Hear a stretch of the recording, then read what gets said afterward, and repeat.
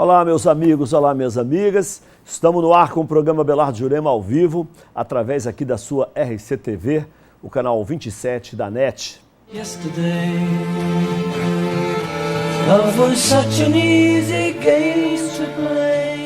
Olha, hoje eu estou recebendo aqui uma personalidade muito especial. O advogado Lafayette Torres foi presidente de grandes instituições nacionais como o Banco do Brasil, Caixa Econômica Federal. Vem conversar conosco sobre a sua trajetória, a sua experiência profissional e política também. Tudo isso é agora no programa Abelardo Jurema, que está só começando.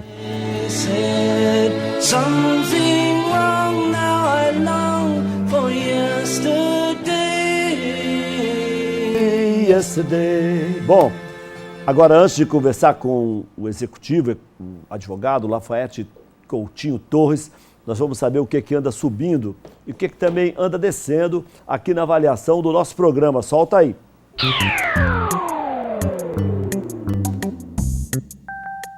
Olha, ontem à noite a empresa JCP, que é responsável ali pela construção do Solar Tambaú, que fica ali em frente ao busto de Tamandaré, reuniu cerca de 300 corretores de imóveis para uma palestra sobre o crescimento econômico na crise.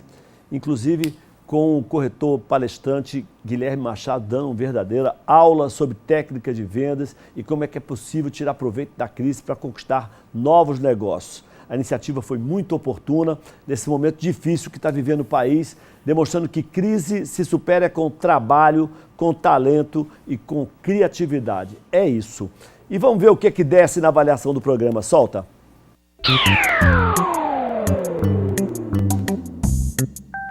A reitora da Universidade Federal da Paraíba, Margarete Diniz, ela foi agredida física e moralmente durante a invasão de um grupo de estudantes que ocuparam o gabinete da reitoria da Universidade Federal, em protesto contra algumas medidas administrativas que foram adotadas pela instituição.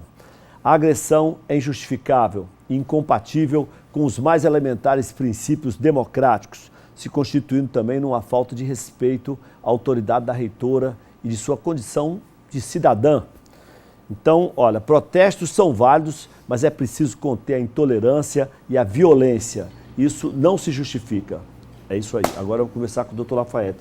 Tudo bom, Lafayette? Tudo bem, Belardo. Você não acha que protesto tem que ter um limite, né, Lafayette? Totalmente. Não é verdade? É um absurdo. O cara não pode fazer sequestro de repente, cárcere privado, não tem condição.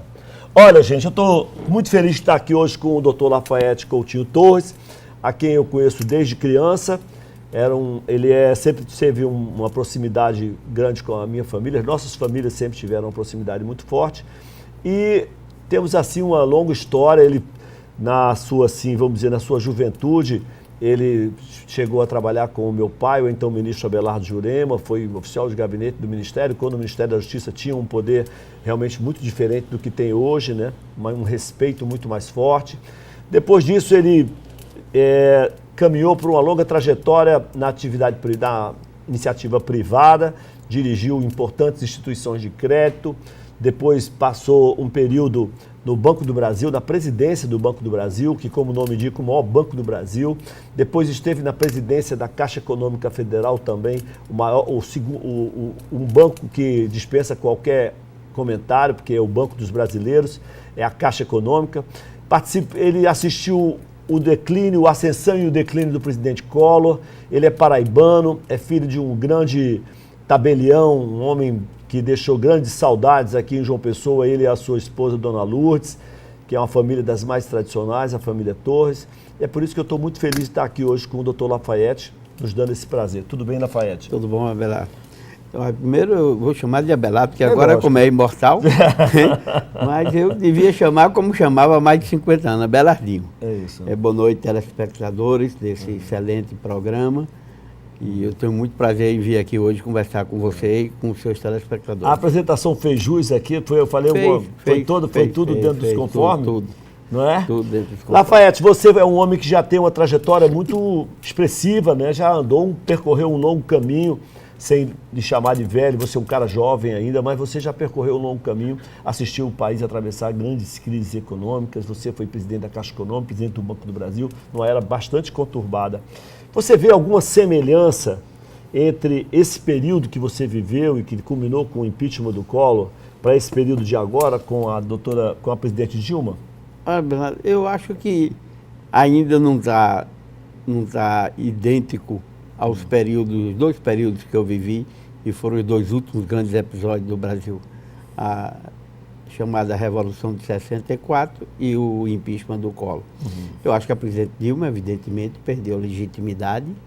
Ela, apesar de eleita, ela perdeu legitimidade, mas o país está numa divisão que é uma coisa impressionante. E é uma coisa prejudicial à nação. Né? Prejudicial ao país, vai se esvaindo, enquanto nós não tivermos uma grande concertação nacional.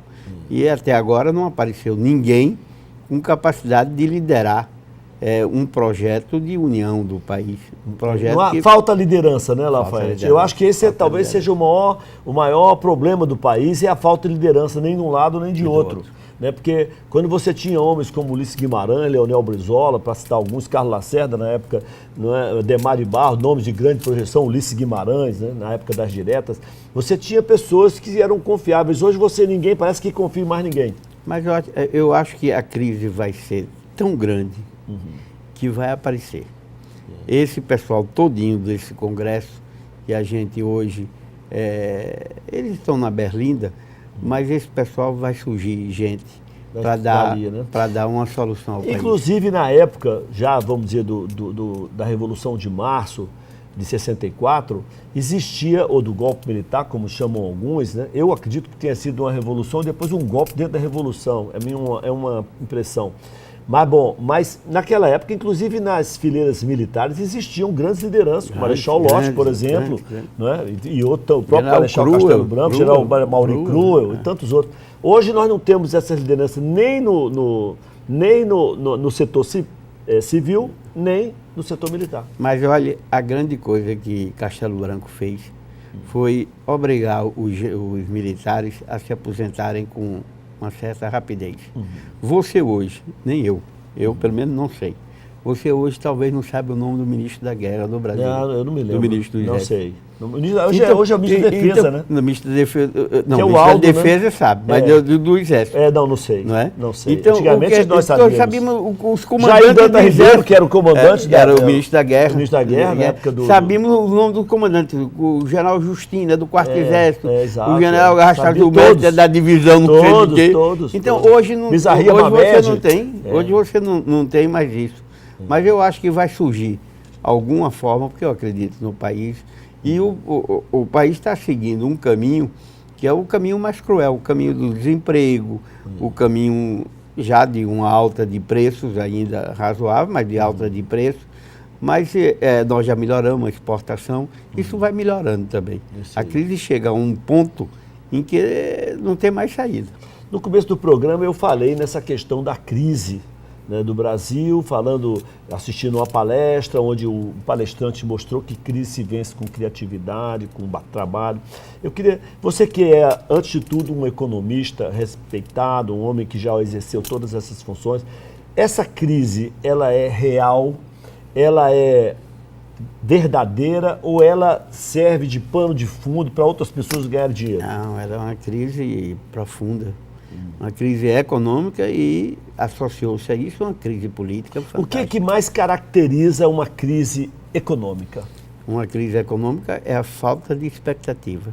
É a pessoa não ter expectativa em um futuro. Isso é que nós estamos vivendo. Sim. Nós estamos precisando de um choque de expectativa, como falava Roberto Campos, ou de uma reversão de expectativa, como se fala hoje em dia. Mas seria... Tá, diga, conclua. Enquanto você não tiver uma mudança da expectativa, você está sempre pensando que o dia de amanhã vai ser pior do que o dia de hoje. É isso. E o normal e o bom é a gente pensar que o amanhã é melhor. É isso. Você vê as pesquisas de opinião, todas as pesquisas de opinião mostram que o índice de confiança do brasileiro cai a cada dia. Diga uma coisa, Lafayette, isso significa que nós estaríamos assim à beira de uma depressão? Chegaria a isso? Não, acho que não.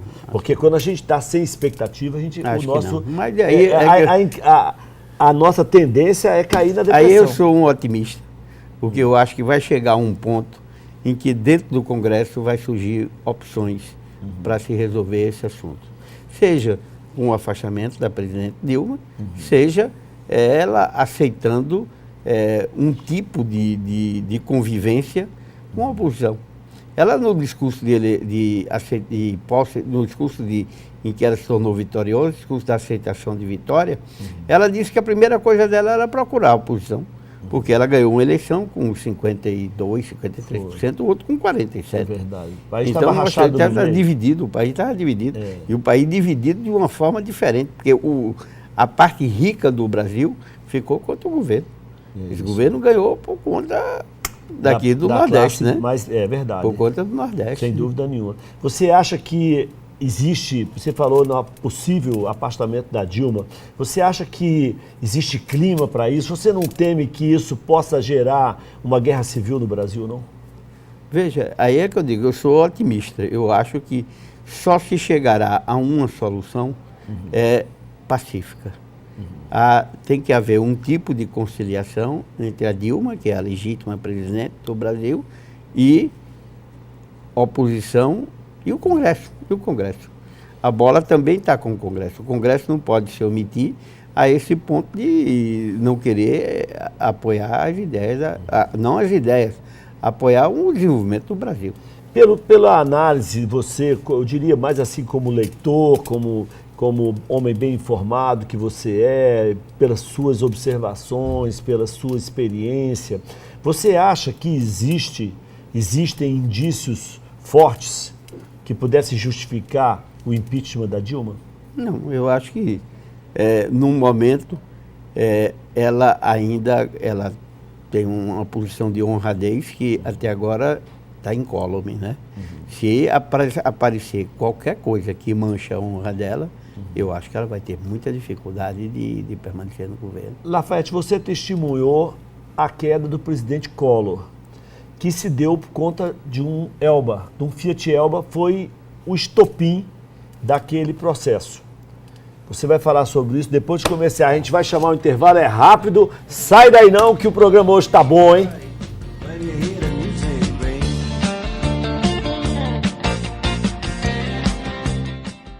Aumenta aí o nosso Dire Straits aí. Cadê? Não aumenta não, é? Gosta de música? Gosta de música? Bom, isso aqui é o Dire Straits aqui no programa, que o programa não para não. Lafayette, eu fiz a seguinte indagação. O Collor caiu por conta de um Fiat Elba. Foi o grande, vamos dizer assim, fato gerador, além das denúncias do Pedro Collor, casa da Dinda e por aí vai. Mas o que realmente pegou foi a questão do Fiat Elba, que ele não pôde responder. Você acha que nem com todas essas questões do petrolão, com esses indícios que toda a cúpula do PT praticamente está na cadeia hoje? Ou se não está respondendo inquérito? Você acha que nem assim existem provas contra Dilma? Na verdade, o Collor não caiu por conta da Dilma. O Collor vinha de 2 anos de recessão. Foi isso que acabou com o Collor. E a Dilma está no primeiro ano já de recessão, já feita, marchando para o 2º ano de recessão. O que acaba é a recessão, é a falta de expectativa, é a falta de você ver. Aí um Fiat Elba vale por uma vida. Na verdade, o que acabou com o Collor foi a recessão. Sim. O Collor perdeu a classe média na hora que congelou a poupança. Ele congelou a poupança por quê? Porque se ele não tivesse congelado a poupança, a dívida interna explodia. Quando ele congelou a poupança, você era presidente da Caixa? Você era presidente da Caixa. Que abacaxi grande que você pegou, Lafayette. E nessa época, a Caixa estava na fusão do FGTS. Ela tinha recebido a missão de ser a única depositária do FGTS, que era introduzir na Caixa 80 milhões de contas. Sim. Era mais do que os bancos da Europa. E quando o Banco Central mudava a regra quase todo dia, a gente operava na Caixa com a listagem e com a caneta BIC. Os gerentes, os tesoureiros, etc. Foi um período difícil. Me diga uma coisa, você foi, na época da retenção da poupança, você foi comunicado antecipadamente? Como foi isso? Não. eu era, na época, vice-presidente antes de assumir a Caixa, eu era vice-presidente da Federação de Bancos. E aí nós resolvemos pedir uma audiência com Ibrahim Eres, que ia ser o presidente do Banco Central, e com a Zélia. E essa reunião até na casa do Bradesco. Foi o Pedro Conde, que já morreu, que era o presidente do BCN, Léo Cochrane, que era o presidente do Banco Noroeste, que era e também presidente da Febraban, e eu. Eu tinha feito um levantamento enorme mostrando que a dívida não estava com os bancos. Na verdade, o que é que os bancos ganham a diferença de taxa. Você é que tem dinheiro aplicado do banco. O banco aplica o seu dinheiro. E quando você desce o prejuízo, não era prejuízo do banco, era prejuízo dos correntistas. Sim. E aí eu levei isso lá para a ministra. Quando eu levei, aí Pedro Conde cometeu uma incontinência, ele disse que ontem pararam 2 carros, carro forte, para retirar dinheiro do banco. Estão retirando dinheiro do banco. Aí Ibrahim, eu vi que quando Ibrahim olhou para a Zélia e disse, ministra, precisamos tomar uma medida. Talvez tenha sido isso que impulsionou ao presidente Collor falar com o presidente Sarney para decretar feriado bancário e aí permitir que não houvesse saques nas contas correntes. Eu mesmo aconselhava os clientes do Banco Econômico a deixar o dinheiro na conta corrente. Mas a inflação naquela época era de 80 e poucos %. Então muita gente não queria deixar o dinheiro para não perder 1%, 1,5% do seu dinheiro. É verdade. Eu disse, ó, da conta corrente eles não tiram. E dizem que Fidel Castro chegou aqui e disse, eu nunca tinha visto um negócio desse. Tomaram dinheiro até da conta corrente. Então, mas você próprio, quer dizer que você próprio se surpreendeu. Claro, eu, inclusive, no próprio dia da posse do presidente. Você concordou com aquela medida? Não. No dia da posse do presidente, eu perguntei ao pessoal do banco que achava que eu devia renunciar, porque eu tinha medo que a progressão fosse chegar ao que aconteceu no México, que estatizaram o sistema bancário. Eu tinha muito receio. Aí o pessoal disse, não, é melhor que você fique aqui. E aí foi um atropelo tão grande de eles explicarem isso à sociedade, que o presidente me telefonou e disse, lá foi preciso uma ajuda sua, eu quero que você veja aí como é que a gente explica isso à sociedade, aos bancos, etc. Tal. Porque cada dia ele tomava uma medida e a medida ia quebrando bancos da maior força do sistema bancário, eles quebrariam se aquela medida fosse implementada. Eu acho que foi um momento em que ele deu uma confiança muito grande à ministra Zélia. Eles fizeram isso, dizem que o Serra reconheceu que o Plano Real só surgiu por conta do Plano Collor. E o que aconteceu com o Plano Collor? A dívida que estava explodindo, agora a nossa está chegando nos 80%, mas naquela época era quase 100%. Era quase 100%, crescia 80%, que era da inflação, mais o juro. Então era um negócio de doido. Quando houve o congelamento, reduziu-se drasticamente a dívida pública. Com a redução da dívida pública, o Fernando Henrique pôde implantar o Plano Real. Ô, Lafayette, me diga uma coisa, uma curiosidade. Como é que surgiu sua aproximação com o Collor? Como é que foi esse convite, por exemplo? Você primeiro foi presidente do Banco do Brasil? Não, primeiro da Caixa, primeiro da Caixa e depois do Banco do Brasil. Como paraibano, estado pequeno, né? Você não sei quais seriam suas ligações políticas. Como é que você chegou a presidir o maior banco do Brasil? Eu, como vice-presidente da Febraban, que eu era na época, nós tínhamos uma capacidade de arregimentação de dinheiro muito grande. Eu, quando vejo esse financiamento de campanha, todo financiamento de campanha é assim. Ninguém se elege presidente do Brasil com menos de 300 milhões de dólares de gasto de campanha. É isso quanto custa uma campanha. Você vê as campanhas hoje é claro, hoje é mais. 300 milhões de dólares para ser candidato a presidente do Brasil. Não, porque agora o dólar está a 4. O dólar está a 4. Vamos reduzir um pouco. Porque agora o dólar está a 4. Mas naquela época, o que acontecia, por exemplo, na eleição de Collor? O Collor ia a Belém do Pará. O centro dele era em Brasília. Quando ele vai a Belém do Pará, os deputados, os senadores que o apoiam do Pará, querem ir com ele. Ele ia, eu estou falando do Brasil de 89. Ele ia para Belém do Pará, tinha de ter uma estrutura em Belém do Pará para receber 2, 3 jatinhos que chegavam. Porque aí vai cinegrafista, vai uma equipe toda, secretário, gente que redige discurso, vai de tudo. Aí ele chegava lá e dizia, eu agora quero ir para Ananindeua, que é uma cidadezinha bem pertinho de Belém. Uhum. Mas ele não vai para Ananindeua, que é uma cidade grande, seria como Santa Rita, mas muito maior em termos econômicos. Não, em termos de importância eleitoral para o Pará. Aí, para poder você ir para lá, esse povo vai todo de helicóptero. Uhum. Naquela época não era esse negócio de helicóptero como tem hoje, não existia, não. Uhum. E os helicópteros do Rio de Janeiro para o Pará, e lá ele ia para cada 7 ou 8 do jatinho, que ia no jatinho, ia 2 helicópteros. Né? E quem bancava todo esse aparato? Nós da Febraban bancamos muito. Sim. Nós da Febraban bancamos muito. Mas não bancamos só para ele, porque bancamos para todos. Eu sei. Quer dizer que o jogo é pesado. O jogo é pesado, rapaz. O jogo é pesado. Olha, quando é isso que acontece hoje com essas empreiteiras? Claro. É isso. Claro.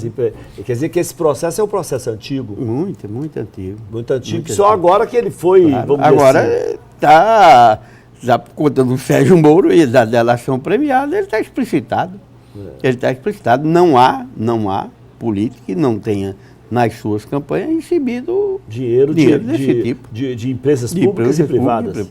Sobretudo de empreiteiro. Porque quem tem dinheiro no Brasil é empreiteiro e banco. Tá certo. É empreiteiro e banco. Bom, vocês viram que a conversa aqui não é brincadeira, o jogo é pesado. Aí a gente volta já com o programa Belardo Jurema, hoje conversando com o advogado Lafayette Torres. Segura aí.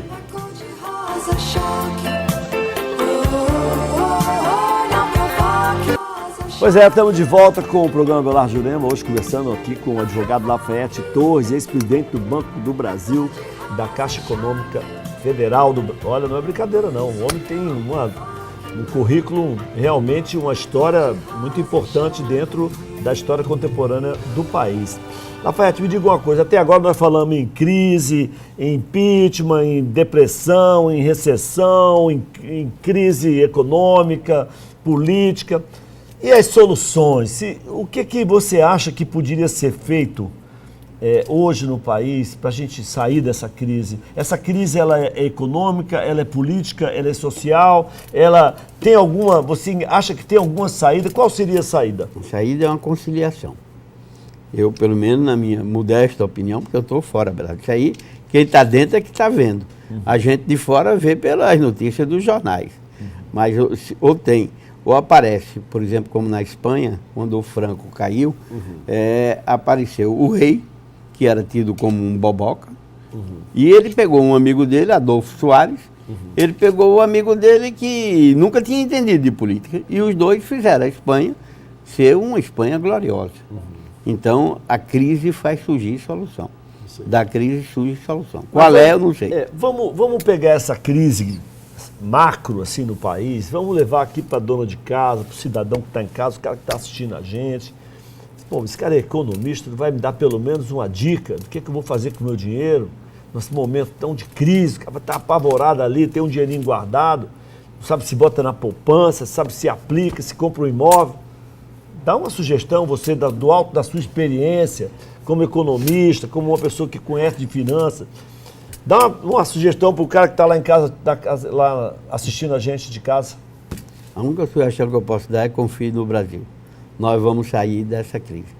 O Brasil é maior do que a crise. Mas se você, tem o seu dinheiro guardado, e você deve ter, o que você acha que é o melhor investimento, ou pelo menos o lugar mais seguro? É debaixo do colchão? Não. É dentro do banco? É no imóvel? Confie nas instituições bancárias. Eu acho que o mercado financeiro do Brasil é um mercado muito sólido e o banco tem uma cesta de opções para oferecer. Para cada cliente é um tipo de opção. Então, se eu preciso do dinheiro daqui a 5 anos, eu faço um tipo de aplicação. Se eu preciso do dinheiro todo dia, é um outro tipo de aplicação. Já houve época no Brasil que uma aplicação que tinha um rendimento muito bom, que tinha uma garantia do governo, eram as chamadas letras de câmbio. Isso não existe mais por quê? Porque passou a ser um instrumento obsoleto. Hoje tem um certificado de depósito que funciona como se era a letra de câmbio antigamente. Sim, certificado de depósito bancário. Me diga que é garantido por um banco. Lafayette, você que aos 22 anos, Você... 23 eu estava com seu pai. 23 anos, Lafayette Torres era oficial de gabinete do ministro da Justiça, Abelardo Jurema, do então ministro da Justiça, Abelardo Jurema, lá no Rio de Janeiro. Como é que você compara, vamos dizer assim, a importância desses ministérios? Hoje é difícil, como você disse, a gente dizer o nome, às vezes, de um ministro. A gente sabe do Eduardo Cardoso porque ele estava no olho do furacão e saiu agora, né? Mas como é que você vê isso? Qual é a diferença maior? Eu acho que a estatura dos homens daquela época era maior do que essa. Era maior do que essa. A representação da Paraíba na Câmara era Samuel Duarte, Janduí, seu pai, Pereira Diniz, Zé Joffre, e João Agripino, Hernani Sato, que era o outro lado contrário ao meu. Mas era um... Era claro. Então, o quadro de políticos da Paraíba era um quadro político notável. E o que era na Paraíba era a mesma coisa no Rio Grande do Norte, era no Ceará, etc. E eu observo também, aqui mesmo em João Pessoa, na Paraíba, se você trouxer para cá, antigamente os secretários de governo eram todos muito conhecidos da opinião pública. Você tinha um Clóvis Bezerra, você tinha um Fernando Milanês, você tinha um Joacir de Brito Pereira. Então, você tinha homens das pastas que davam muita moral àquelas pastas, né? Você pegava um Pedro Adelson, que foi secretário de Segurança, e tantos outros, né? Pedro Gondim tinha grandes secretários, Valdir Santos Lima, que foi secretário e morreu há pouco tempo, né? Você acha que isso também chega aqui em João Pessoa, na Paraíba também acontece? Eu sou recente agora na Paraíba, né? Eu me mudei para cá recentemente, eu não tenho ainda uma avaliação que eu lhe possa dar. Agora, seguramente, a média de políticos brasileiros hoje é bem menor do que na época de seu pai. Lafayette, para concluir nosso bate-papo aqui, que eu espero que você tenha gostado, eu queria que você dissesse o seguinte: depois de tantos anos, de tantos caminhos e tantas jornadas, como diria o nosso Roberto Carlos, né, você resolveu retornar a João Pessoa. Isso é, vamos dizer, o bom filho a casa torna, isso é, como diria o José, eu no caminho dos elefantes. É você querer voltar às suas origens, é que você cansou daquela vida lá de São Paulo, daquela... O que te motivou a voltar aqui para João Pessoa? Eu visitei quase todo mundo, vi coisas belas, mas sempre durante todo esse meu apogeu, eu dizia para minha mulher, eu quero as minhas cinzas jogadas na praia de Tambaú. Então, a raiz, a gente não perde. Então, eu perdi hoje, eu tenho 76 anos, minha expectativa de vida é pequena. É muito mais fácil eu conviver aqui com meus amigos de juventude, onde eu sou reconhecido, do que eu morar em São Paulo, onde eu tenho pouco a dar.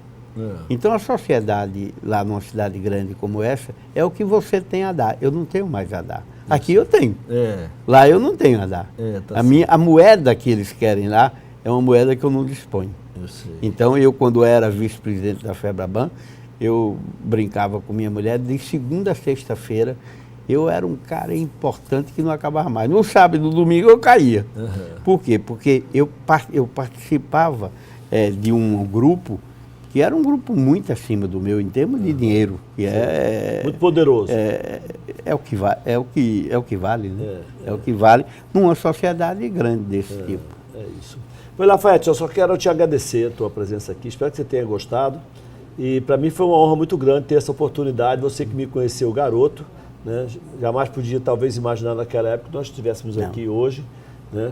E como você falou, que estivesse conversando com o membro da Academia Brasileira Paraibana de Letras, né? Que para mim muito me honra. Então eu fiquei muito feliz com a sua presença aqui, já estava para fazer esse convite anteriormente, já tinha falado com a produção do programa, mas por questões de datas e viagens suas, isso ficou adiado, mas tudo tem o seu tempo e sua hora. Então, muito obrigado pela tua presença aqui com a gente, tá bom? Obrigado, Bela. Valeu, tudo de bom. Pois é, o tempo está acabando, a gente agradece o carinho da audiência, da companhia. Né? Na sequência, você fica com o Esportes, que traz, o Rede Esportes, que traz tudo sobre o cenário esportivo da Paraíba e do Brasil. Para você, uma excelente noite, um ótimo dia de quarta-feira. Olha, um grande beijo. Programa Abelardo Jurema, você sabe, todo mundo vê. Agora entendo que andei perdido. O que é que eu faço pra ser minha.